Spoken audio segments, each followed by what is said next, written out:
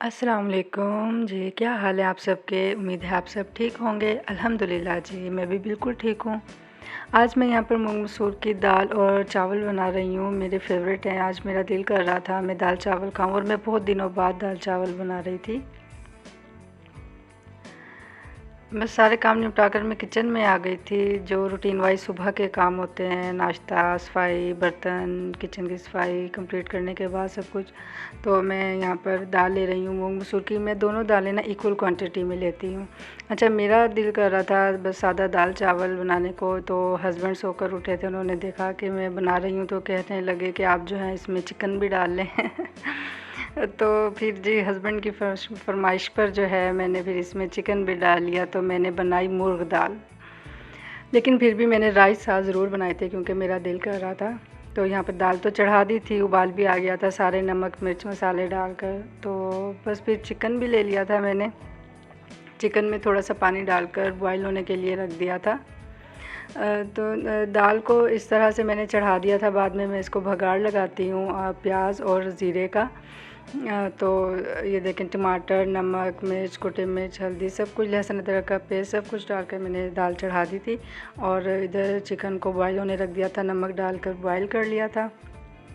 तो चिकन मेरा बॉईल हो गया था। जो ये हड्डी वाला चिकन था, बोन के साथ था, तो इसकी इतनी अच्छी यखनी तैयार हो गई थी। और वो यखनी भी मैंने चिकन में दाल में डाल दी थी। तो अक्सर तो मैं वैसे दाल चिकन बनाऊँ मुर्ग दाल, तो मैं पहले चिकन को अच्छी तरह फ्राई करती हूँ, जिस तरह से हम चिकन बनाते हैं। और इस तरह से फ्राई करके और फिर मैं दाल चढ़ाती हूँ। तो लीजिए जी, हमने भी सोचा हम भी आज चुटकी बजा ही लेते हैं। चुटकी बजाई तो चिकन का रेशा रेशा हो गया। तो चल लीजिए, हमारा काम आसान हो गया चुटकी बजाने से। तो फिर रेशा मैंने दाल में ऐड कर दिया था। और उसके बाद जो है दाल ठीक होती जा रही थी और इसमें हरी मिर्ची ऐड कर दी थी स्लिट करने के बाद। और फिर साथ में इस दाल को लगाया था मैंने घोटा। तो मैं दाल को घोटा लगा रही थी, मुझे हलीम की याद आ रही थी। और साथ साथ में मुझे फ़ौरन से साग भी याद आ जाता है जब मैं इस तरह से दाल में घोटा लगाऊं। तो और वैसे भी अब साग का मौसम भी आ गया था, तो घोटा लगाते हुए मुझे साग इतना याद आ रहा था, मेरा दिल चाह रहा था साग खाने को। तो अब जब साग वाला आएगा, इधर गली में सीज़न शुरू होता है ना, तो आ जाता है साग वाला, तो फिर ज़रूर लूँगी, फिर आपके साथ भी अपनी रेसिपी ट्राई करूँगी।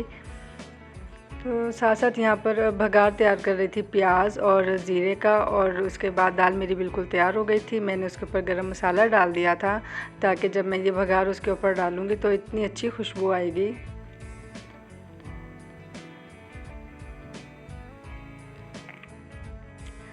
तो जितनी मज़े की खुशबू आ रही थी ज़ीरे के पिसे गरम मसाले के ऊपर जब भगार डालो, तो मेरी दाल रेडी हो गई थी। और साथ वही वाइट राइस बनाए थे जिस तरह से मैं बनाती हूँ, ज़ीरा और हरी मिर्चें स्लिट करके डाल देती हूँ ऑयल में, और फिर हमारे राइस तैयार हो जाते हैं।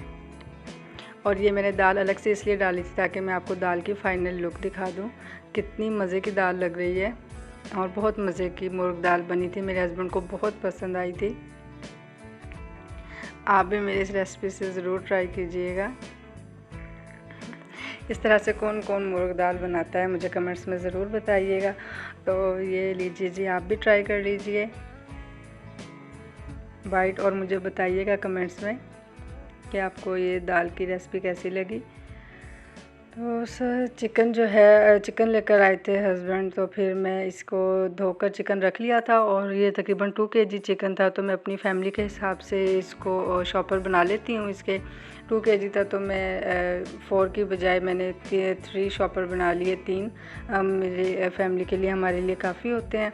तो फ्रिज में अभी तक जो है ये बीफ रखा हुआ है, और ये पैकेट मैंने इसलिए बनाया था कि मैं इसके शामी कबाब बनाऊंगी, तो वो रेसिपी भी आपके साथ ज़रूर शेयर करूंगी।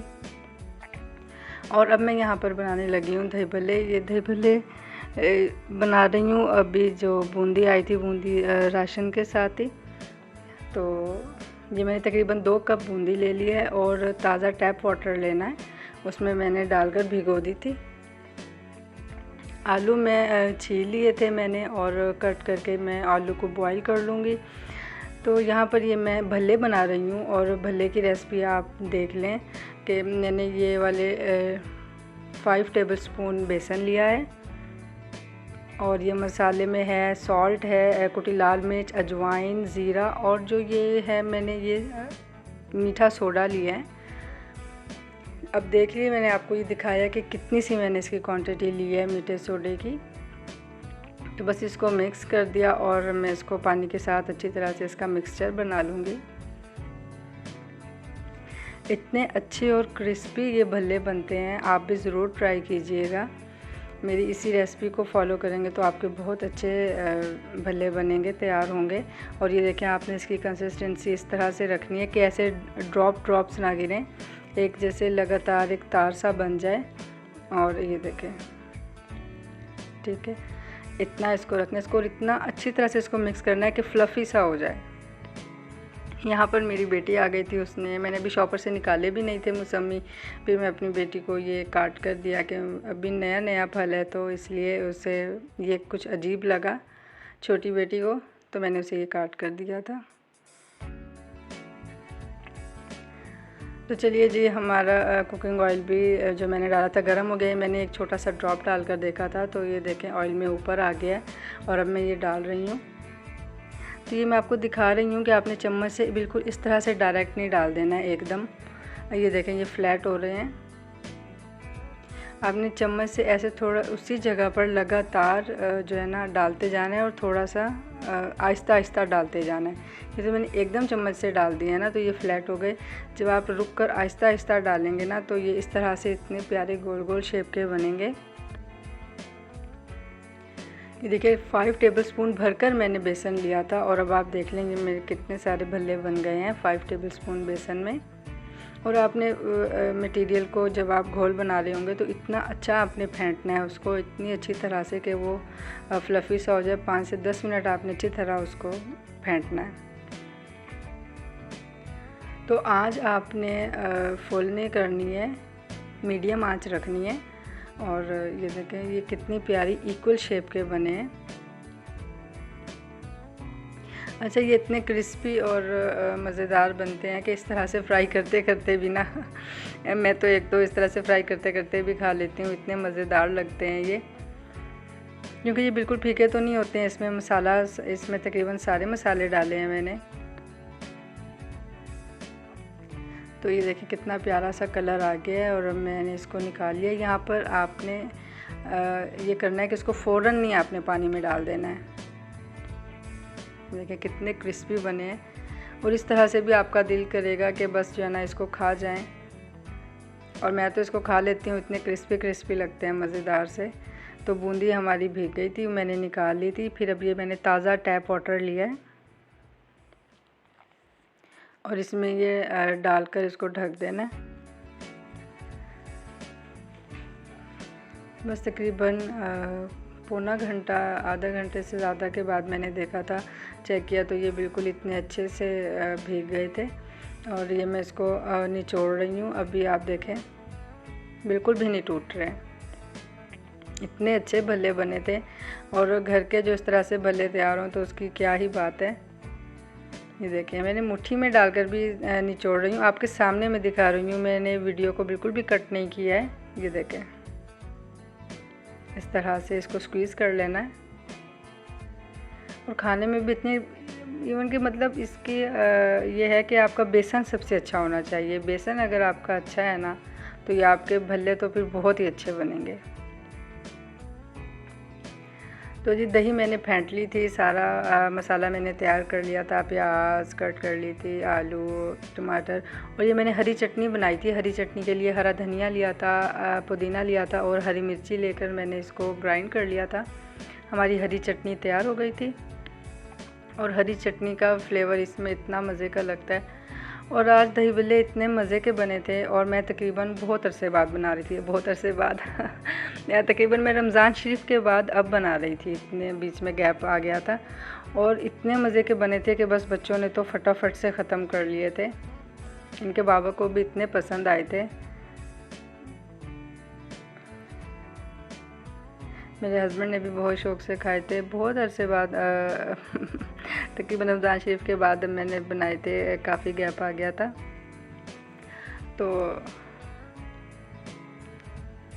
आप भी ये ज़रूर ट्राई कीजिएगा और मेरी इस रेसिपी से भले बनाइएगा और फिर मुझे कमेंट्स में ज़रूर बताइएगा कि आपको मेरी रेसिपी कैसी लगी। ये देखें, मैं आपको भी दिखाती हूँ।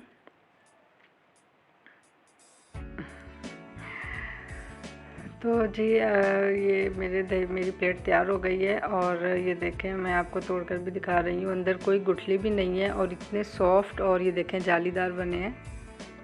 इसके लिए बेसन का अच्छा होना बहुत ज़रूरी है। तो जी बस हम हाउस वाइफ के तो काम ही नहीं ख़त्म होते हैं और आप यकीन करें मैं इतना थक गई थी। घर के इतने सारे छोटे छोटे काम होते हैं और अब ये लहसुन अदरक ये मैंने छीला लहसुन, ये देखें इस लहसुन को आपने एक इसकी कली लेनी है, उसको बीच से नाइफ़ से कट कर लेना है और बस फिर इतनी आसानी से छिल जाता है ना। अभी मैंने आपके सामने लहसुन छीला है। तो बस थोड़ी सी ट्रिकी होते हैं काम, लेकिन और लेंथी भी बहुत होते हैं, टाइम लेते हैं। तो बस लेकिन मैंने फटाफट इसको छील लिया था। तकरीबन 15 मिनट लगे थे, 15 से 20 मिनट मुझे। तो ये मौसमी आ गए थे, बस अब इनको संभाल रही थी। फ्रूट वगैरह को देखना और रखना भी ना एक बहुत बड़ी ज़िम्मेदारी है, ताकि जो है चीज़ शॉपर में ही ना रह जाए। और ये तो खैर से गलने वाली कोई चीज़ थी ही नहीं। तो जी मुझे बताइएगा आज की मेरी वीडियो आपको कैसी लगी, मेरी रेसिपीज़ कैसी लगी, और मेरे चैनल को सब्सक्राइब कर दीजिए जो न्यू हैं, और मुझे कमेंट्स में ज़रूर बताइएगा। मेरी वीडियो को लाइक और शेयर कर दीजिए। मेरी रेसिपीज़ ज़रूर ट्राई कीजिएगा और मिलते हैं नए ब्लॉग में। अल्लाह हाफ़िज़।